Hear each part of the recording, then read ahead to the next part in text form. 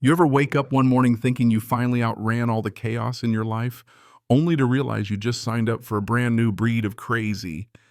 That's exactly what happened to me the day a letter from the so-called Hidden Mesa Heights Safety Regulation Committee showed up on my porch sealed with a shiny gold sticker and enough arrogance to choke a horse. I'd moved myself and my daughter Emma out to this little Arizona valley to get away from city madness. No sirens, no random screaming at midnight, just mountains dust and a promise of peace. Turns out I just traded one kind of battle for another, and the real trouble. It didn't come wearing a mask, it came dressed in neon safety vests. See? I'd barely finished unpacking boxes and getting used to the sound of silence when this letter landed, official-looking envelope, gold seal, the whole works. And I knew for a fact when I bought this house, the developer made a point of telling me, "You are not under any HOA, none zip nada." I even paid extra for that little freedom. So imagine my reaction reading this note that says in the most smug bureaucratic tone, "Please provide a duplicate set of keys to your residence and gate as well as the code to your security system within 5 days to the HOA office." Signed by some Karen Lancaster. Yep, that was her real name. President and safety coordinator. You ever get a spam call that somehow knows your name? It felt like that, but with a side of threat. I laughed, not because it was funny, but because I figured, all right, some HOA busybody just got the address list wrong, right? I pulled out my contract, triple-checked my property was outside their precious boundaries. So I shot off a polite but firm email, attached all the paperwork, and figured that'd be the end of it, like swatting a fly off a sandwich. But no, by lunch, I had a reply all cold, and corporate compliance with HOA regulations is mandatory. Failure to provide requested access is a violation of community order. No proof, no apology, just a threat dressed up like a memo. Old habits die hard, so I sent back every notarized page, every stamp and map with a new line. Your jurisdiction does not extend to my property. Further attempts to collect personal security information will be treated as harassment. Figured that'd make the message crystal clear. Dropped Emma at school, laughed about the insanity, and honestly, I thought that would be that. Little did I know, the next morning my security app sent me a motion alert. 2 strangers in reflective vests marked Hidden Mesa Security Committee were climbing my gate, walking around my house with a tablet filming, and one of them started poking at my lock with a tool that looked way too much like what a locksmith uses in an emergency. Not exactly a standard neighborly check-in. I floored it back home, called the sheriff on the way. When I pulled in, the 2 clowns looked about ready to jump out of their own skins. I told them plain and simple, step away from my door. They stammered something about mandatory safety inspection by picking my lock. Before they could spin another story, the sheriff's cruiser rolled up. Deputies split us up, took statements, looked tired. Since they didn't break the lock, it might be hard to charge them, one told me, like I should just move on. But they did document everything and said I could file a complaint with the county attorney. The legal equivalent of a pat on the head. Well, that same day I put up a new sign on my gate, "No HOA access. Trespassing will be prosecuted." And I meant it. Then 2 days apiece. I thought maybe, just maybe, they'd gotten the message. But nope. A thick envelope lands in my mailbox, $1, $250 fine for non-compliance with an administrative enforcement fee, and a brand new map, boundaries redrawn with my house magically inside their HOA. Except this map was a joke, looked like it was stitched together in Microsoft Paint, missing half the landmarks with a watermark from some private mapping company. That's when I called Armin, my real estate attorney. He took one look, said, "This isn't a legal boundary revision. It's an amateur composite. Footer's missing no surveyor stamp, and the data's 5 years out of date. Don't pay a cent. That should have been the end, right?" Only life in Hidden Mesa wasn't done dealing out surprises. A knock on my door. There's Dan Rice, neighbor from down the valley, looking like he just lost a bet with life.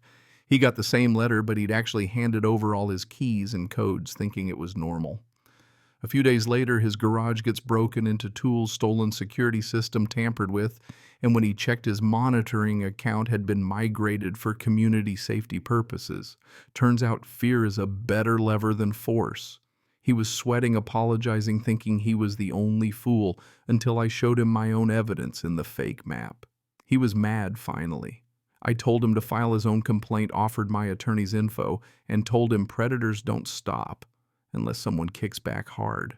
The very next day, orange warning notices were taped all over my gate, obstructing emergency protocols, jeopardizing neighborhood youth safety. One even had a cartoon house on fire with smiling kids waving from a helicopter. The guilt trip was shameless.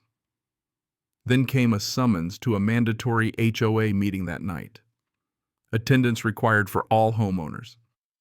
I replied, "I do not belong to the HOA." They replied, "Attendance is still required," persistent as a rash. That evening there was a knock, and there she was, Karen Lancaster herself. Hair like a blonde helmet, smile like a crocodile, hands clasped as if she was about to hand out salvation. She went straight to the speech, "You're endangering the community by refusing access. Imagine if you were away, your child inside, and first responders couldn't enter. Using my daughter as leverage, classic." "You're not first responders," I told her. "You're a homeowners association with home invasion habits."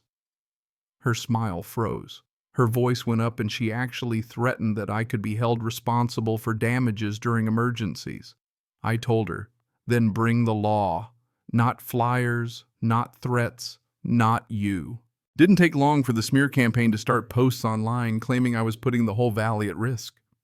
Comments rolled in, some siding with me, some demanding I fall in line, and then out of nowhere, a private message from someone saying they worked with the mapping contractor, offering proof that the boundaries had been altered. Actual proof. I forwarded it all to the county attorney, along with everything from Dan and the rest of the circus.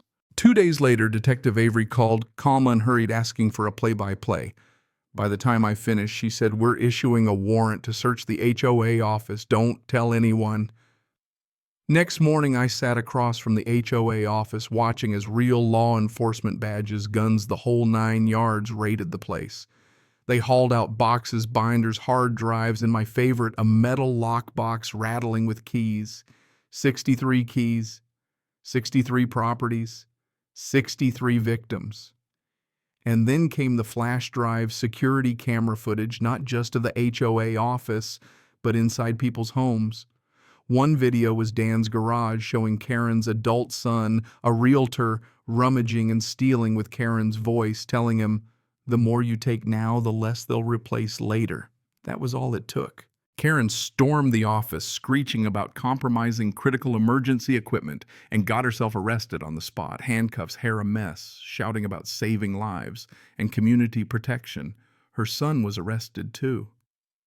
As they hauled them off, the whole valley watched, a silent, stunned crowd, finally seeing who'd been holding the keys all along. The fallout was fast and ugly.